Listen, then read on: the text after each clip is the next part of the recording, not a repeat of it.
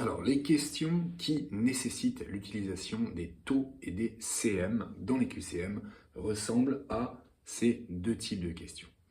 Donc, il y a les questions qui commencent par augmenter une valeur de un certain nombre de pourcents, revient à la multiplier par, et puis il y a 4 propositions, ou alors l'inverse, c'est-à-dire multiplier une valeur, une grandeur par un certain nombre, ça revient à l'augmenter ou à la diminuer de un certain truc en pourcentage.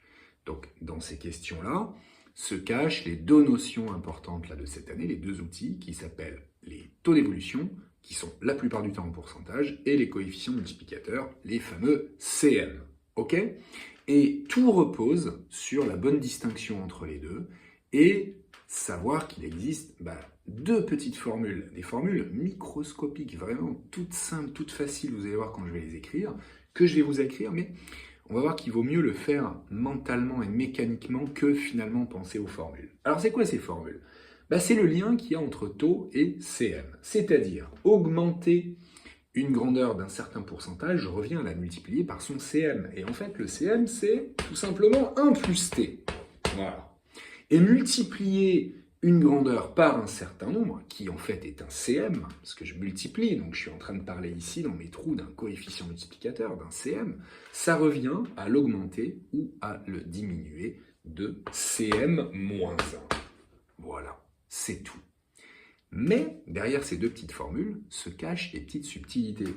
Parce que là, par exemple, augmenter un truc, une grandeur d'un certain nombre de pourcents revient à la multiplier par, ouais d'accord, je vais faire juste 1 plus t, mais attention, le taux ici qui est donné, il est toujours donné en pourcentage. Donc déjà, premier truc, ce t, si vous voulez faire le calcul, en fait, il ne faut plus le laisser en pourcentage, il faut le convertir en fraction ou encore mieux en décimale. Okay ? Donc finalement, on va voir que cette formule, on l'utilise sans vraiment trop l'utiliser, on le fait vraiment mécaniquement. Regardons un petit peu avec des premiers exemples. Quand j'augmente une valeur de 20%, ça revient à la multiplier par 1 plus 20%, c'est-à-dire 1 plus 20 sur 100, c'est-à-dire 1 plus 0,20, c'est-à-dire 1,20. Voilà. Et en fait, vous voyez qu'en le faisant, on ne pense plus du tout à la formule parce qu'on le fait vraiment mécaniquement. Quand c'est des augmentations d'un certain pourcentage, on se rappelle que ça va commencer par 1, et puis qu'on va mettre un petit peu le pourcentage derrière. Alors bien sûr, ça peut être mécanique, mais il faut se méfier des pièges. Si je ne mets pas 20%, mais que je mets 2%, là, 1,02, parce que mon 2%, ça fait 2 sur 100, ça fait 0,02. D'accord ? Donc là, j'aurai 1,02, donc il y a ce piège du zéro, quand j'ai des taux d'évolution en pourcentage où il y a un seul chiffre. On fait attention au décalage causé par le zéro.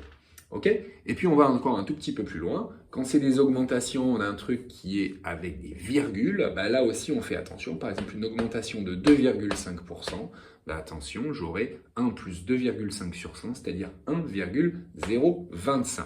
Voilà pour tous ces petits exemples-là qu'il faut bien maîtriser sur les augmentations d'une grandeur avec un certain pourcentage. On calcule en fait le CM associé. Et pour les hausses, voilà, c'est plutôt facile, on met un 1, alors attention quand même, le truc qui revient souvent aussi, c'est l'augmentation de 100% qui revient à multiplier tout ça par 2. Oui, parce que c'est 1 plus 100%, 1 plus 100 sur 100, 1 plus 1, c'est-à-dire 2. Donc quand j'augmente de 100%, ça revient à multiplier par 2.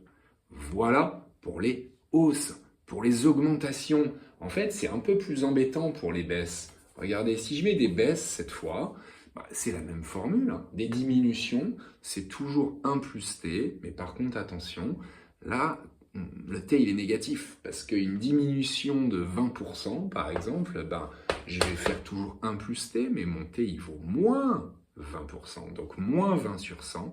Donc là, mon calcul, ça va me donner 1 moins 20 sur 100. Et oui, parce que c'est un plus-moins, donc c'est un moins. Et là, il est un peu plus embêtant, le calcul, c'est pas une simple addition, c'est une soustraction, donc ça pose un peu plus de problèmes. Mais pareil, il faut essayer de le comprendre mécaniquement. Ce truc, 1 moins 20 sur 100, c'est 1 moins 0,20, c'est 1 moins 0,2, c'est 0,8. Ou si vous préférez, 0,80. Voilà les CM qui sont relatifs à des baisses, ils ne commencent pas par 1, quelque chose, ils commencent tous par 0, quelque chose. Et attention, pour une diminution de 20%, le CM, c'est pas 0,20, le piège classique, hein, c'est 0,80. On fait 1 moins T, on fait, d'accord? 1 plus moins T, le T est négatif. D'accord? Donc, s'il n'y a pas 20%, mais qu'il y a des trucs qui sont un peu plus embêtants, comme tout à l'heure, on a vu le 2%. Oh là là, c'est un peu embêtant ça. Mais en fait, c'est la même formule. Sauf que là, attention, on va faire 1 moins 2%, ça fait pas 0,8 ça. Parce que 2% c'est 2 sur 100, c'est 0,02. Donc regardez à quoi vont ressembler vos coefficients multiplicateurs, ils vont avoir deux chiffres après la virgule, 0,98. Et si j'ai un truc encore plus horrible, qui serait une diminution de 2,5%, il faut se dire, ouh là là, bah là ouais, j'ai beaucoup de chiffres après la virgule, parce que 2,5%, c'est 2,5 sur 100, donc c'est 0,02 avec un 5 derrière. D'accord? Ça, c'est pas encore le CM, ça c'est l'écriture de mon taux, mais en version décimale. Donc là, l'opération que j'ai à faire, c'est 1 moins ça. Et ça, c'est encore un peu plus embêtant. Ça va me donner, regardez, 0,975. Bah ouais. Hein? Donc là, tout est histoire de soustraction, mais à force d'en faire, en fait, on le fait vraiment mécaniquement. Regardez, une diminution de 10%, 0,90, une diminution de 20%, 0,80, une diminution de 15%, 0,85, et à force d'en faire, on y arrive. Ok? Voilà pour répondre à des phrases qui commencent par augmenter une valeur d'un certain pourcentage, ça revient à. C'est un calcul de CM, c'est tous les exemples qu'on a fait. D'accord? Maintenant, il y a l'exercice inverse qui peut se produire. Et l'exercice inverse, c'est que là, en fait, on vous donne le CM, puisqu'on vous dit multiplier une valeur par un certain truc qui sera un CM, ça revient à l'augmenter ou la diminuer de quelque chose. Donc c'est exactement le contraire. Donc ce petit calcul qu'on a fait, ce petit switch mental, j'appelle même pas ça un calcul, c'est juste un réflexe, il faut l'avoir aussi dans l'autre sens. Vous avez vu, par exemple, tout à l'heure, on a dit augmenter un truc de 20%, ça revient à le multiplier par 1,2. Bah, imagine si je vous dis ça dans l'autre sens. Multiplier un truc par 1,2, ça revient à l'augmenter de 20%. Voilà, c'est ça qu'on attend. Ok? Et en fait, vous voyez que finalement, on ne va pas trop vraiment utiliser cette formule. Ok? Donc, bien sûr que c'est mieux de le faire mécaniquement. Alors, on va donner des exemples. Multiplier une valeur par 1,3, ça revient à l'augmenter de 30%. Vous voyez, si je vous l'avais donné dans l'autre sens, c'est ce qu'on vient de faire avant. Augmenter de 30%, ça revient à multiplier par 1,30, 1,3. Dans l'autre sens, multiplier par 1,3, ça revient à augmenter de 30%. Alors, il va y avoir des réflexes. Dans un premier temps, repérez tout de suite si c'est une multiplication par un truc qui est supérieur à 1, c'est une augmentation. Si c'est une multiplication par un truc qui commence par 0, là ça va être une diminution. D'accord? Et donc là, là dans ce cas-là, augmentation de 30%. Alors s'il y a plusieurs chiffres après la virgule, là, en fait pour des trucs qui commencent par 1, quelque chose, c'est très simple. Voilà, on met ce qu'il y a derrière la virgule. 27%. Si j'ai 3 chiffres après la virgule, 1,273, ça me fait une augmentation de 27,3%. Vous comprenez? Voilà.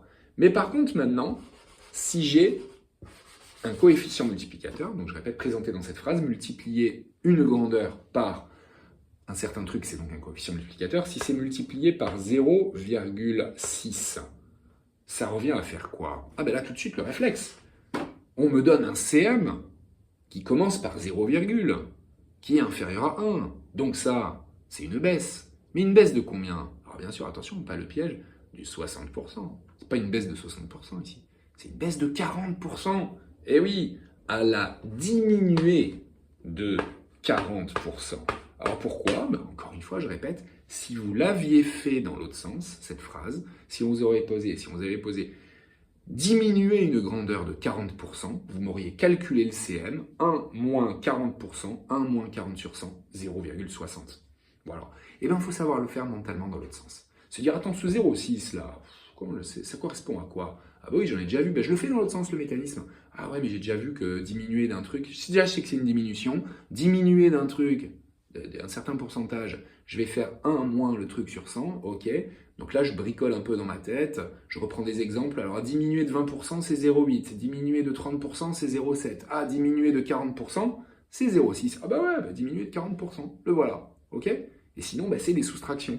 Imaginez, je vous mets 0,68. Oh là là, c'est là que ça va être embêtant. Il faut en fait trouver un peu le complémentaire à 100, c'est-à-dire 68 plus quelque chose égale 100. Bah ouais, vous l'avez compris. C'est une baisse de 32%, etc., etc. Si je vous donne une multiplication par un truc où il y a 3 chiffres après la virgule, ouah, c'est pénible là. Si je vous mets 777, par exemple, c'est affreux. Mais on voit que c'est une baisse.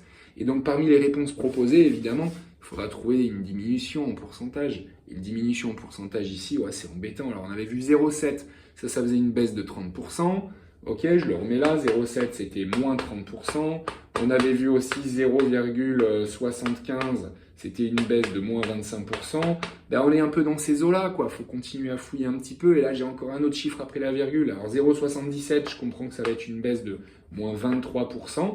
Et comme j'ai un autre chiffre après, je m'attends à devoir mettre une virgule ici. Et donc là, il faut essayer de travailler sur le complémentaire à 1000. Donc c'est un peu du calcul mental. Mais ce sera une valeur qui sera proposée dans les réponses du QCM. Donc on panique pas trop non plus, s'il vous plaît. Donc pour celle-ci en particulier, multiplié par un coefficient multiplicateur qui vaut 0,777, ça revient à faire une baisse de 22,3%. Voilà. Et oui, il y a des retenues, des trucs comme ça, c'est un petit peu embêtant. Voilà. Et enfin, je parle quand même un petit peu de ces trucs qui reviennent souvent, des exemples qui reviennent souvent et qui sont un peu dangereux. Regardez, c'est la multiplication par 2 qui revient, et ça on le fait vraiment par cœur, à faire une augmentation de 100% et non pas de 200%. Eh oui, testez-le dans l'autre sens, vous verrez, si j'ai une augmentation de 100%, je multiplie par 1 plus 100%, 1 plus 100 sur 100, 1 plus 1, ça fait 2. Voilà. Et si j'ai multiplié ma grandeur par 3, ça revient à faire une augmentation de 200% et non pas de 300%. Voilà pour la petite manipulation des CM et des taux, d'accord, le lien qu'il y a entre les deux. Travaillez beaucoup sur des exemples plutôt qu'utiliser bêtement des formules parce que je répète, il n'y a pas de calculette. Il faut faire ça de tête de manière automatique, en mode réflexe, en en ayant fait plein auparavant.